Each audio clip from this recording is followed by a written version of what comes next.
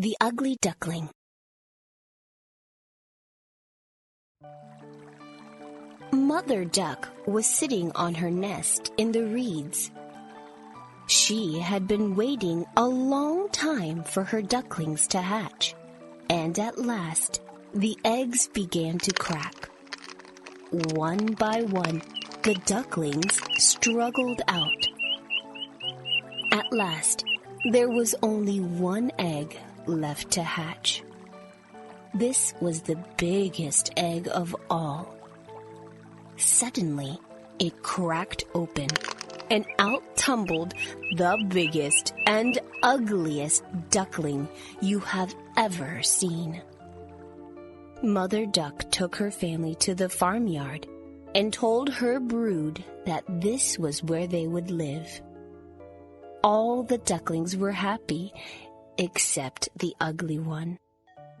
The other ducks and hens pecked him and laughed at him because he was so ugly. Mother Duck taught her family to swim, and they all swam very well. Even the ugly duckling was good at swimming. But it did him no good at all, because his brothers and sisters still laughed at him. The farmyard cat was very frightening, and he took a great dislike to the ugly duckling. "What a strange-looking creature you are," he hissed. The poor ugly duckling was scorned and ridiculed by all, and at last he decided to run away. "Life out in the wide world can't be worse than it is on the farm," he told himself. The ugly duckling was lonely and sad. He wandered far away across the fields and marshes. Suddenly, he heard the sound of guns being fired. Bang, bang, bang! It was a hunting party. More shots followed. Bang, bang, bang! And a flock of wild geese flew up into the air.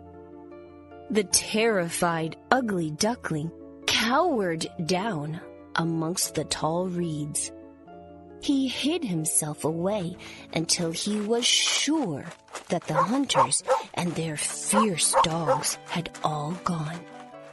Then he ran away as fast as his little legs would carry him.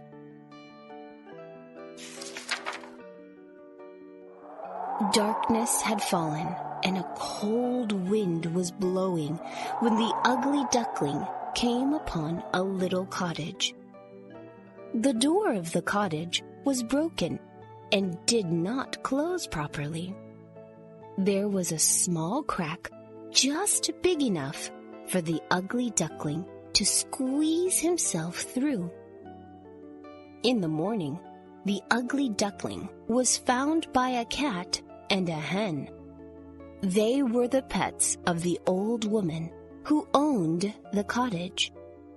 The cat and the hen quickly ran off to fetch the old woman to meet their uninvited visitor. "What do we have here?" said the old woman, whose eyesight was not very good. "What kind of creature are you? Can you catch mice the way my cat does? Can you lay eggs for my breakfast the way my hen does? If you wish to live here, you must make yourself useful. Tell me what you can do." The ugly duckling couldn't think of anything that he could do. So off he went all alone into the big wide world. The ugly duckling found a lake where he tried to make friends, but because of his ugliness, no one wanted to know him. Autumn came. The leaves turned brown and the sky turned gray. One evening, as the sun was setting, the ugly duckling saw a flock of beautiful birds flying overhead.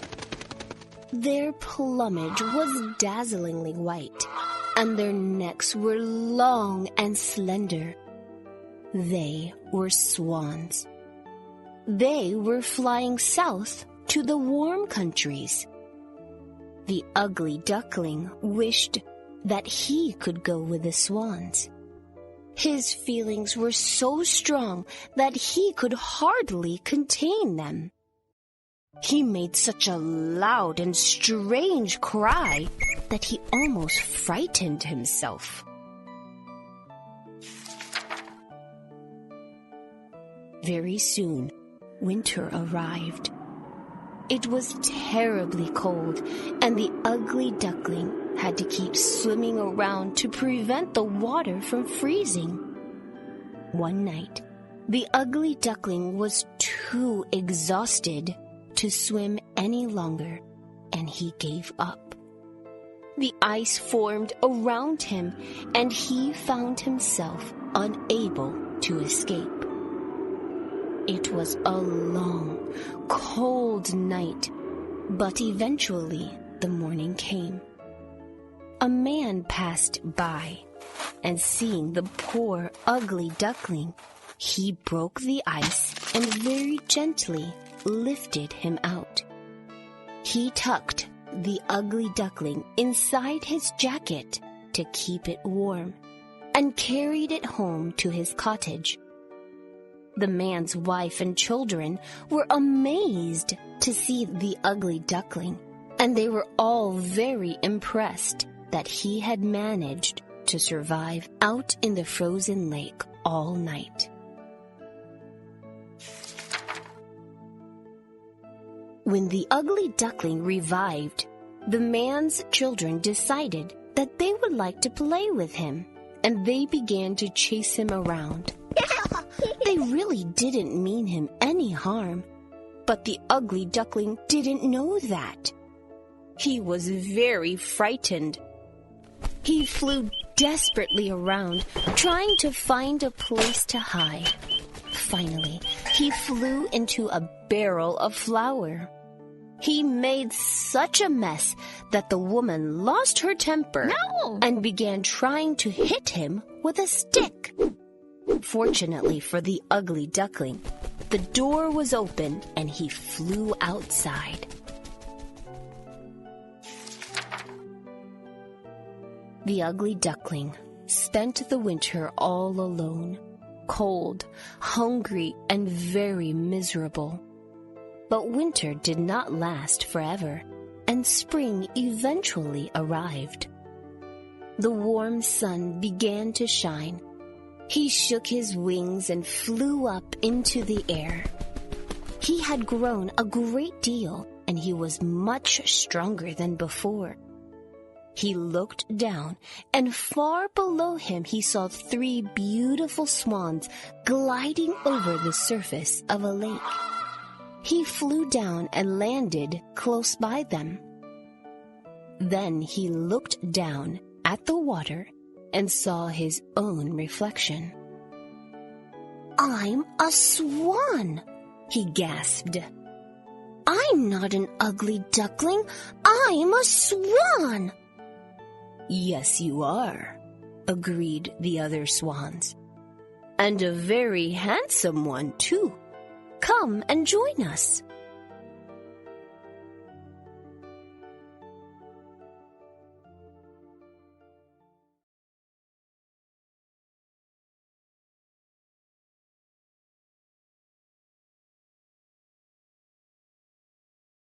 The Beetle. There was once a beetle who lived in a stable where the emperor kept his favorite horse. The emperor was so fond of the horse that he told the blacksmith to make golden horseshoes for it. This made the beetle jealous. "I am just as good as the horse," he told the blacksmith. "Make some golden shoes for me." "You must be mad," said the blacksmith. "Who ever heard of a beetle with golden shoes?" The beetle was very offended. "I will not stay in this stable a moment longer," he said. "I shall go out into the wide world and find a place where I will be properly appreciated."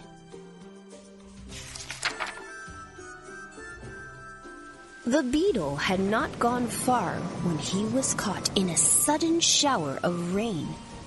Fortunately, he managed to find a place to shelter, but even so, he was rather annoyed. He felt he deserved a great deal better. The sun shone on other creatures. Why should it not shine on him too? At that moment, 2 frogs leapt into view. "This is beautiful weather," said one. "Yes, it's wonderfully damp," agreed the other. "Have you ever been in the Emperor's stable?" asked the beetle. "There, the dampness is warm and fragrant. It's so much better than here. But sadly, I was not treated properly in the stable. An important person, such as me, should be treated with great respect."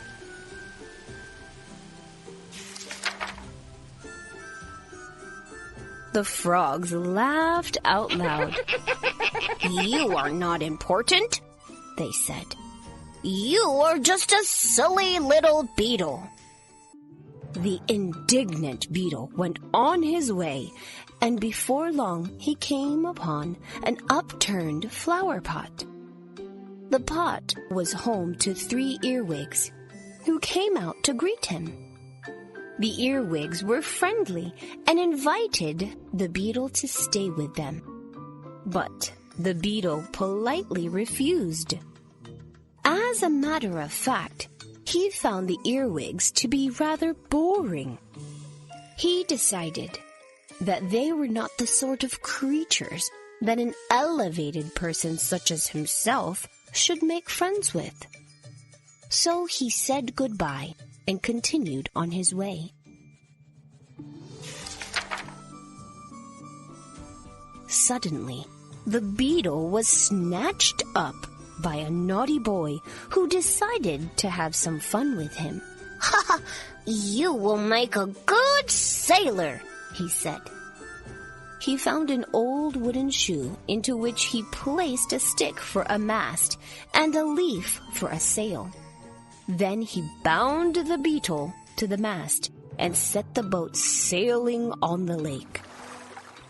It was a terrible ordeal for the beetle, but all was not over yet.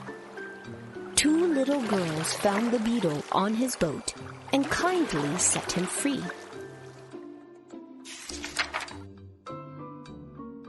Then the beetle flew home to the stable, where he settled in the horse's mane. "My situation here is not so bad after all," he said. "Like most things in life, it all depends on how you look at it. Now I ride a horse with golden shoes."